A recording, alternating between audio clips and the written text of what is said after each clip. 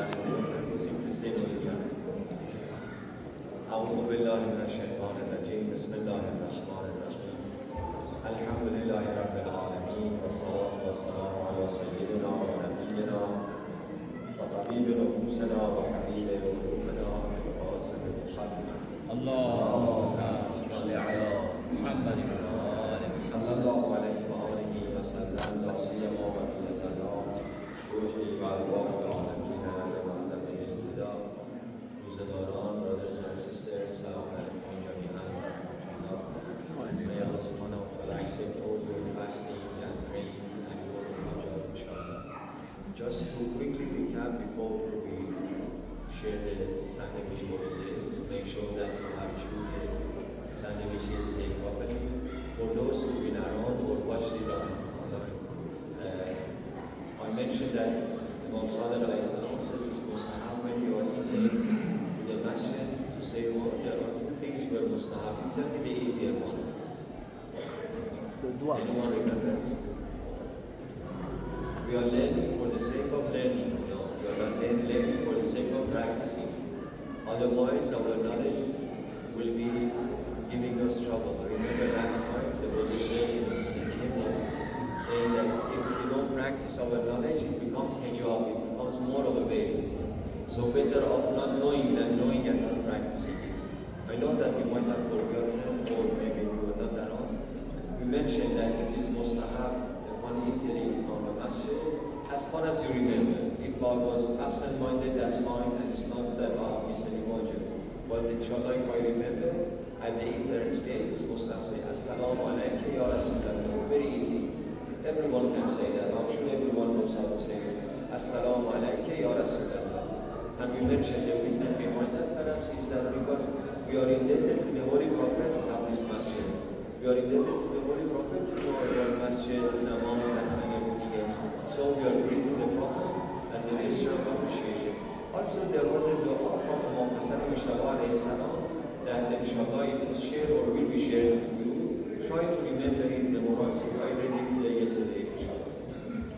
Now, the sandwich for today, inshallah, with the intention of learning to practice it. I want to introduce one terminology, one Islamic terminology to you. It's called Jafa in Arabic. In Urdu we call it, and in Farsi and in Arabic we call it Zul. You know what the Zul means? Setam. Anyone who knows Urdu, you know what the Setam is called? Unfair. In English we call it unfair. Also it could mean to turn away deliberately from someone to ignore. Because if I know someone and I know that I'm supposed to greet him and I turn away from him deliberately, this is called Jafa. It's not good. Yes? The Holy Prophet, to give you some examples of these terms and then we'll make hadith. The Prophet, for example, says that if you go to Hajj and you don't go to Medina deliberately, you would go to Medina. Sometimes it's impossible for you to go. Let's say that I'm so restricted with the time, just in and out of Makkah for Hajj. Fair enough. But the Prophet says that if you go to Hajj and you could go to Medina to visit me and you don't go to visit me, فَقَدْ جَفَوْتَنِي. Whoever does this, فَقَدْ جَفَوْنِي. You have been unfair to me. That you went to Makkah, it's only a short distance between Makkah and Medina, you then go to Medina for the ziyarat of the Prophet. Yes. Another example, the Prophet says that if Allah subhanahu wa ta'ala granted you 4 sons, 4 boys, and you don't name any of them Muhammad, again you have been unfair to me. At least one of the 4 boys that you have, name them after me, either my name or my title. So you understand the meaning of Jafa now, inshallah. It's called Jafa, being unfair to someone, deliberately ignoring someone, turning away from them. Now the hadith for today, the sandwich for today. And inshallah, if you put it into practice, especially when you are in dire need of something. The hadith is hadith of Qudsi, meaning that it's a word of Allah subhanahu wa ta'ala that the Prophet is sharing with us. The Prophet quoted from Allah subhanahu wa ta'ala says that Man ahdatha wa lam yatawadda faqad jafani, by translating. Whoever has lost their wudu and then doesn't make an effort to go and renew their wudu has been unfair to me, says the Almighty God. I lost my wudu and I don't care to renew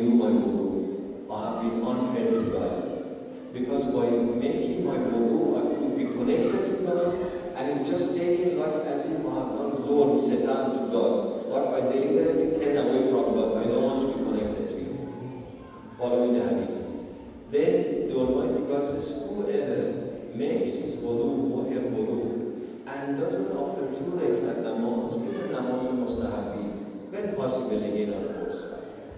Again, it has been unfair to me. You are in a state of tahara. You are qualified not to come to my audience, to have an audience with me, and offer 2 rakat namaz. You didn't care to do that. So you've been unfair to me, says Lord. Hadith continues, whoever makes their wudu and offers 2 rakat namaz, namaz mustahabi even, and after they finish their namaz, you see some people, they say, Allah Akbar, Allah Akbar, and they run off. God says that if you make your wudu, you offer 2 rakat namaz at least, and after your namaz, you didn't ask me anything. You came to the most generous, the Almighty God, and you did your namaz, and said that, okay, do you need anything now? He left, he's gone. Then God says, again, he has been unfair to me. Because I was waiting to give you something that you asked, and you didn't ask. If you don't ask, then who should be blamed? Then the last part of the hadith is amazing. God says that if you make your wudu, you offer at least 2 rakat namaz, and after your namaz, you ask me your hajat. Now, if I don't grant your hajat, I would be an unfair God, and I'm not an unfair God. The moral of the story is that when you have hajat, make your wudu, or preferably if possible, make an effort. I can pray at home as well, but I make an effort. I come to the masjid, to the house of God, make my wudu, stay after 2 rakat namaz, the best that I can, and after your namaz, ask your hajat. Rest assured that Allah subhanahu wa ta'ala is not an unfair God. He will grant your needs and your hajat. So to repeat it again, and we keep it like this, with the intention of practice, inshallah. Again, I'm not making it obligatory. Remember, it's not wajib to do this, but as much as possible, when you are in the mood, you make your wudu if you have time. Since your wudu is fresh, quickly, even in your office. Like 2 rakat namaz mustahab. Namaz mustahab, you can do it even with Surah Am, not the second surah. Literally, it takes 1 minute. Who can say, I cannot have 1 minute? 1 minute, 2 rakat namaz, and after that, 1 hajat. We don't say with the argument, 1 hajat. Rest assured that Allah subhanahu wa